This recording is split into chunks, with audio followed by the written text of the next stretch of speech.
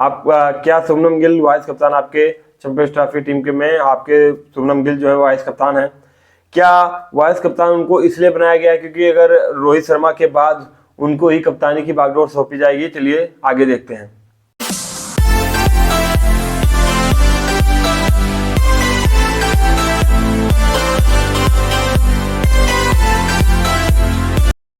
ये बात करेंगे कि आप कुछ समय से मैं आ रहा था कि हो सकता है कि क्या कह रहे हैं, अक्षर पटेल को एज ए वाइस कप्तान खिलाएं, बट उन्होंने एक शॉकिंग न्यूज देते हुए बदल दिया कि उनको वाइस कप्तान ना बना के आपके क्या कह रहे हैं शुभमन गिल को एज ए वाइस कप्तान बनाया है। तो इसी के दौरान हम बात करेंगे कि उनको क्या हो सकता है कि आने वाले रोहित शर्मा के बाद जो आने वाला मैचेस हैं उसमें उनको क्या कहते हैं शुभमन गिल को कप्तानी का मौका दिया जाए। तो यही बारे में बात करेंगे कि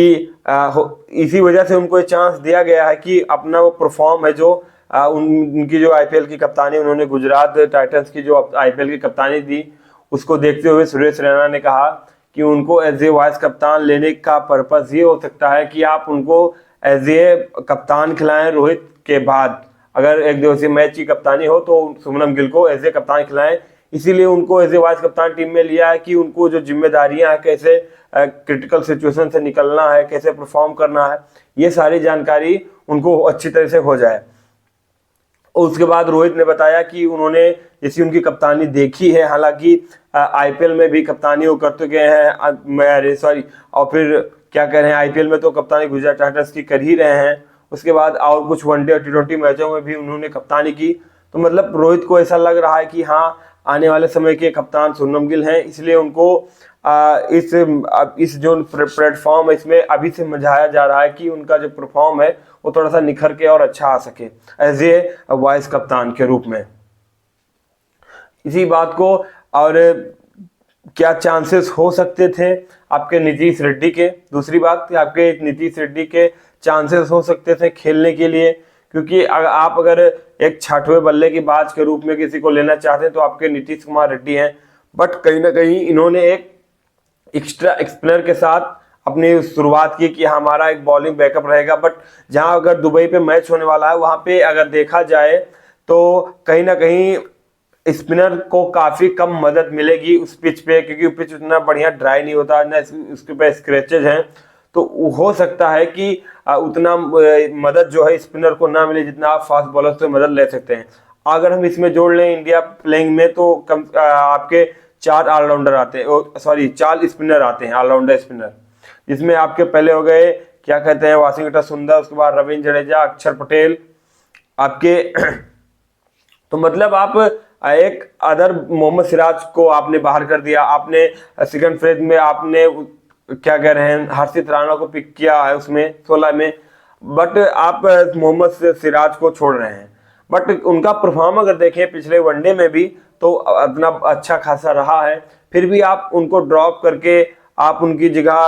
हर्षित राणा को देते हैं, तो मतलब ये एक शॉकिंग बात हो जाती है कि आप उनका परफॉर्म अच्छा देखते हुए भी उनको अपनी टीम में प्लेइंग 15 में नहीं ले रहे हैं।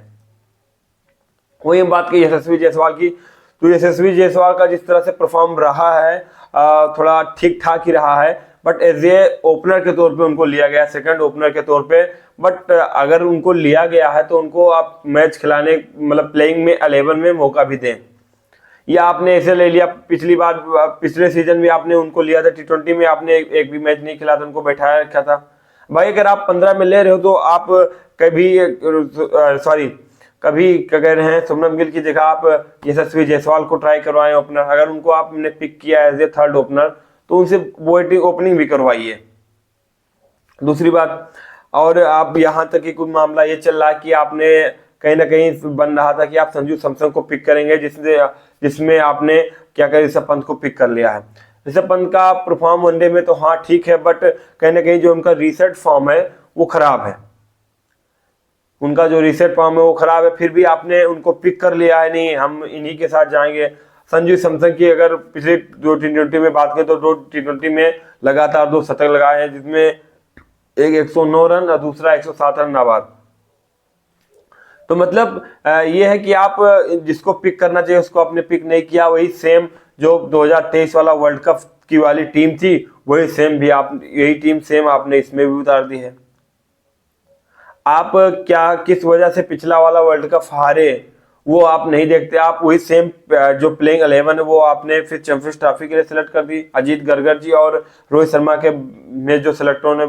टीम सिलेक्ट की, उसमें जो 2023 में मैच हुआ था उसमें जैसी टीम थी सेम वही टीम आपने चैंपियंस ट्रॉफी में उतार दिया। अरे आपने उसमें क्या गलती की वजह से आपने 10 मैच लगातार जीता, 11वां मैच आप हार गए अहमदाबाद में ऑस्ट्रेलिया के खिलाफ।